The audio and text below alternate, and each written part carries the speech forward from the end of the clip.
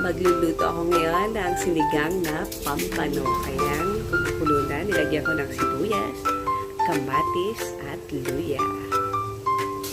Ilagay na rin natin itong sili. Ayan.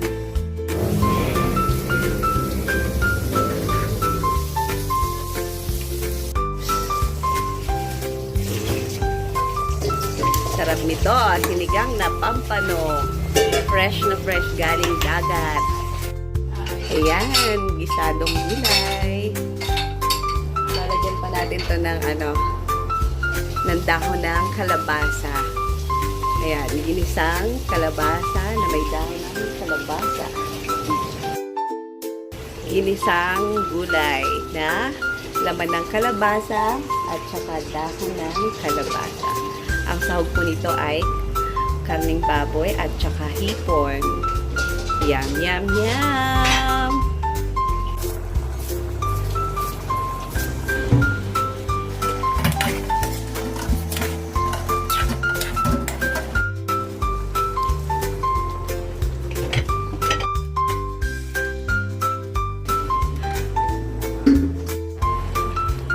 Nilagay ko na yung alugbati sa huli.